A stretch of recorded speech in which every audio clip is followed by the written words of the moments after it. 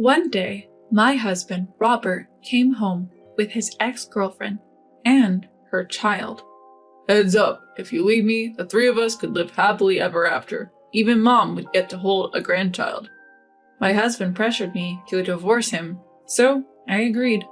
Why? Because I have an ace up my sleeve that he knows nothing about. I can't help but look forward to the look on his face when he finds out. The anticipation is just too thrilling. My name is Amelia. I'm 35 years old.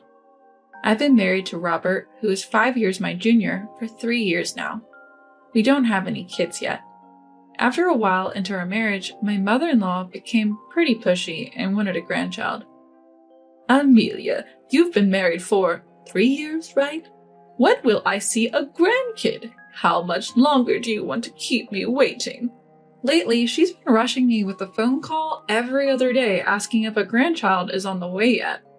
I couldn't take it anymore, and I talked to Robert about it. Robert, I got another call from your mom today. It's becoming so frequent, it's making me feel down every time the phone rings. Don't worry about it. We agreed to have kids at our own pace. Robert reassures me, but I still feel uneasy.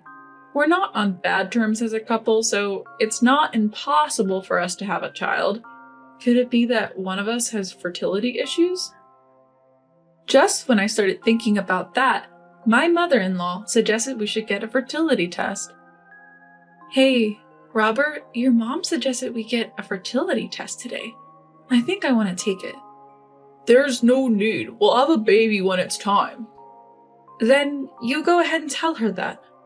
I couldn't help but raise my voice at Robert. He doesn't seem worried about not having a child. And when it comes to his mom, he doesn't seem worried about not having a child. And when it comes to his mom, he thinks it's best to ignore her. It's me who's left feeling miserable. Doubting Robert's reliability, I decided to go for a fertility test without telling him. If the issue is with me, I want to tackle it sooner rather than later. Plus, I'm older than Robert, so the pressure is really on. To cut to the chase, my test results were fine, so maybe the issue is on Robert's end. So, Robert, about that fertility test we talked about the other day? When I bring it up, Robert doesn't even try to hide his irritation. Really? This again? Haven't I told you I'm sick of hearing baby, baby? Makes me not even want to try for a kid. Let's drop it, okay? Robert shuts down, not willing to hear me out. All I wanted to do was share the test results. Why is he so angry? I don't want this tension hanging over our relationship. Ultimately, I decided to keep the test results from Robert.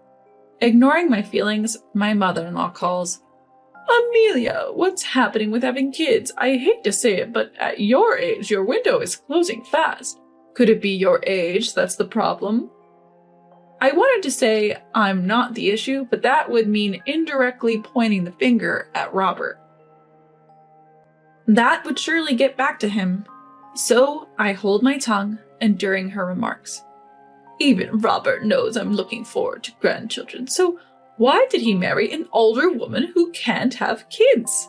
My mother-in-law, convinced I'm the problem, won't stop nagging. Her complaints are now seeping into Robert as well.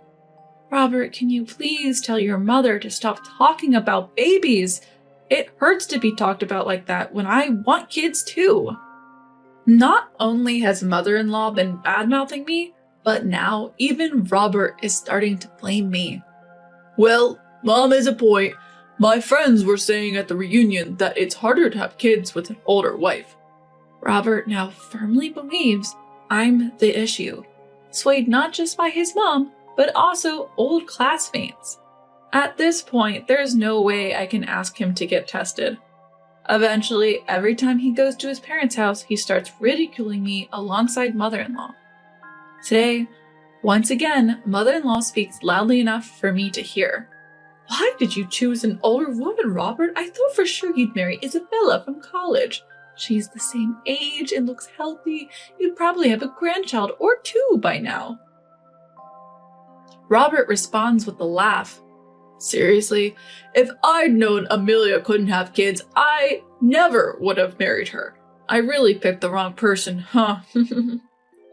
Ever since then, my trust in Robert dwindled. Whenever we were together, I couldn't help but give him the cold shoulder. As a result, Robert started coming home less and less. I don't need dinner tonight. Got it. It seemed Robert was hanging out with his old friends almost every night. But eventually, whether he got tired of it or ran out of spending money, he stopped going out at night altogether. So, you're not going out drinking anymore? Annoyed, he replied. So what? Does me being home bother you or something? Not at all. I was just thinking it's nice for a married couple to share meals.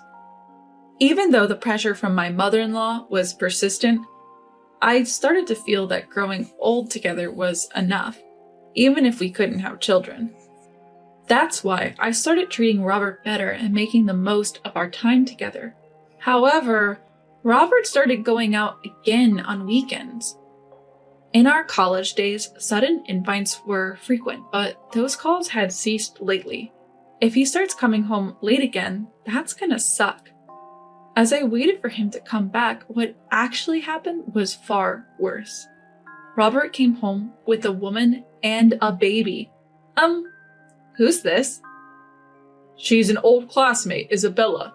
Isabella was, if I remember correctly, Robert's college girlfriend that my mother-in-law mentioned. Why on earth would she be here? And she's holding a baby. Could it be they had a fight? Please divorce Robert. Excuse me? I looked at Robert and he looked more serious than I'd ever seen him. I had a bad feeling about this. Amelia, hear me out. I've decided to start over with Isabella. What do you mean? I met her again at last year's reunion and I realized she's the one I truly love. She's pregnant with my child. Your child? Robert, you can't be serious. It's true, but Isabella knew I was married, so she initially planned to raise the child on her own and gave birth in secret. Robert looked at Isabella with love. So why bring this up now? Isabella humbly replied, After seeing my child's face, I just wanted a normal life for them. I didn't want them to grow up as a single mother's child, but to be loved by both parents. How selfish. I get it. It's selfish, Amelia. I'm sorry for taking Robert away from you, but this child really needs a dad. Amelia, that's how it is. Then Robert chimed in. Look, I've always wanted a kid too. Everyone wins if you just let me go. So will you divorce me? I'm not the one who can't have kids. I forgave all his past wrongs and committed to our life together, and now this? Something inside me snapped. Fine. I agreed to the divorce. By the time I realized it, the words were out of my mouth. Hearing that, Robert leaned in, looking pleased. Thanks. I knew you'd understand, Amelia. So when can you move out? It seemed they couldn't wait to kick me out and start their new life in this home. How utterly self-centered. If that's what you both want, I can leave immediately, but I have a condition. You both have been dating since last year, right? You're aware that you're cheating. Well, we couldn't help it. We reconnected at a reunion and couldn't stop our feelings. I feel the same way. Isabella sparkled in agreement. I think the fact we've conceived proves that we're blessed. Happy-go-lucky, both of them. It's terrifying that they think I'd be okay with this. Good, I'm glad you admit to the cheating. Now I can cleanly claim compensation in the divorce. Upon hearing this, Robert and Isabella went pale instantly. Compensation? Are you a demon? You plan to take money from us while we're raising a child? Exactly, you've never had a child, Amelia, you don't get it. I have no intention of listening to either of you, I said coldly and in a low voice. I don't care about your circumstances. If you cheat behind my back and then unilaterally demand a divorce, it's only fair that you owe me compensation. Monster! Devil! Heartless woman! They shouted and screamed, spit flying. Ignoring them, I went in for the kill. If you can't afford to pay, why not ask mother-in-law? She's been dying to see her grandchild. She'd probably be happy to help. You're right. Mom will definitely help us out. Seemingly reassured, they agreed to pay me the amount I demanded. Of course, I also tacked on the cost of my accommodation until I could find a new home. To avoid future complications, I made sure they signed an agreement. Shall we go tell mother-in-law right away? Yeah, Mom will be so thrilled to finally have a grandchild. Ignoring my presence, Robert and Isabella excitedly discussed their new life. Later, when we visited mother-in-law at her home, we told her the whole story. Then mother-in-law exclaimed with surprise, "Robert, well done! I told you so, didn't I? It's better to marry a classmate. I always thought you and Isabella would be a better match than that old Amelia." Turns out my mother-in-law is just like Robert and Isabella. They only think about themselves. Soaking up mother-in-law's praise, Isabella is over the moon. "Mother-in-law, thank you. Now let me hold that long-awaited grandchild of mine." Robert stopped mother-in-law as she immediately moved to hold the baby. But there's a problem. Amelia is demanding a settlement. What a greedy woman!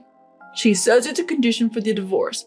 Isabella and I want to be together as soon as possible and let you hold your grandchild, Mom. Robert, you're such a kind son. I'm proud of you. But we're going to need money for raising the kid. We can't make ends meet if we pay the settlement. Mother-in-law then smiled warmly at them. If that's the case, leave it to me. I've saved up some money for my grandchild. Use that to pay off the settlement. Thank you, Mom. Thank you, mother-in-law. Now let me hold the baby. Oh, how adorable. Those eyes are just like Robert's when he was a baby. To an outsider, they look like 3 happy generations of a family, blissfully unaware that it was all a facade. Here's the amount for the settlement. Oh, and let me give you this as well. When I showed the document, mother-in-law instantly frowned. What's this? These are the results of my fertility test. I thought you all should know the truth. I showed everyone the test results. No problems. Then why haven't you had children yet? Smiling widely, I answered mother-in-law's astonishment. Could it be because the issue was with Robert? What are you talking about? He clearly can have kids, right, Isabella? Yes? Isabella was visibly flustered. For the clueless people, I gave another hint. When did Robert reunite with Isabella at the reunion? It was last year, so about 6 months ago. Mother-in-law pulled out an invitation postcard from the drawer. Yes, indeed, 6 months ago. Wait. It seems mother-in-law finally caught on. Hold on. You guys met again at the reunion, right? Yeah, it was the first time we had reunion in like 10 years or more. And yet, Isabella has already given birth. The timing doesn't add up. Sensing that she's been caught by her mother-in-law, Isabella starts making excuses. Oh, well, this baby was born much earlier than his due date. How many months old did you say he is? To mother-in-law's question, Robert proudly responds, "He's just 1 month old. He's going to get cuter and cuter." Then mother-in-law says with a stern face, "So that means he was in Isabella's belly for less than 5 months?" What? Isn't that how pregnancy works? Don't be ridiculous. Pregnancy lasts 40 weeks, which is basically 10 months. A baby being in the womb for only 5 months doesn't make sense. Mother-in-law, filled with anger, confronts Isabella. What is going on here, Isabella?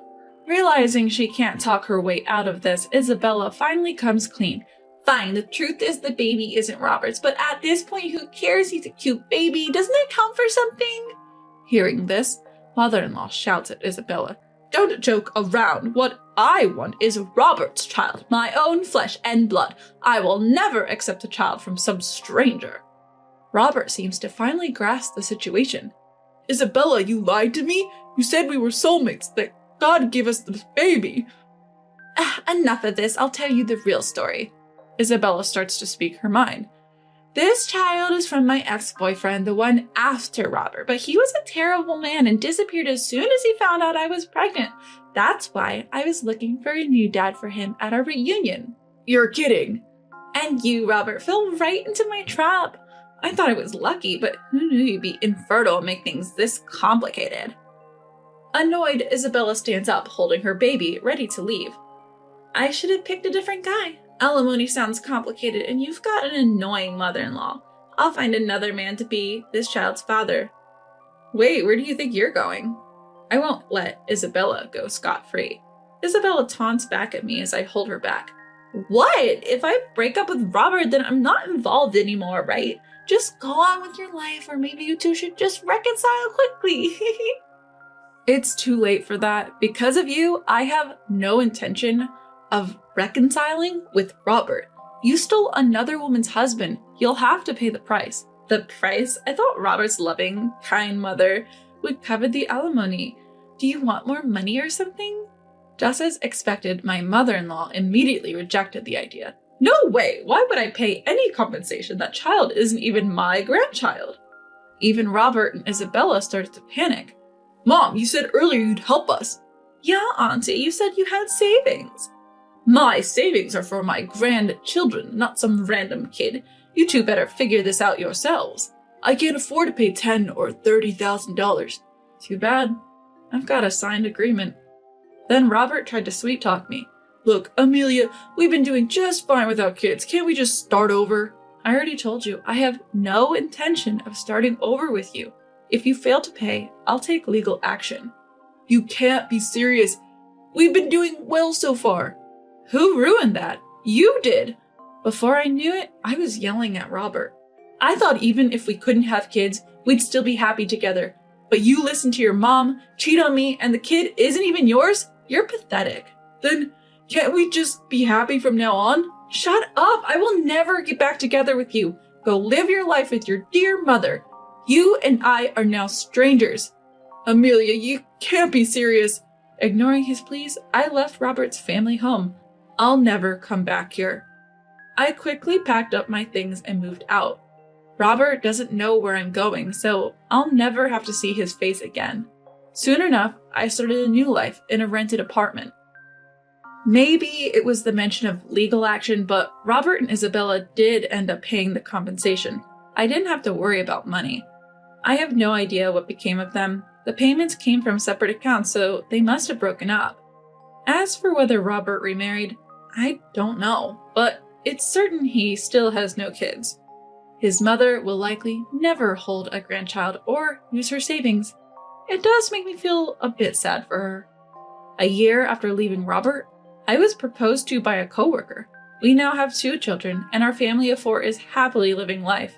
From here on out, I plan to fully enjoy this newfound happiness with my family.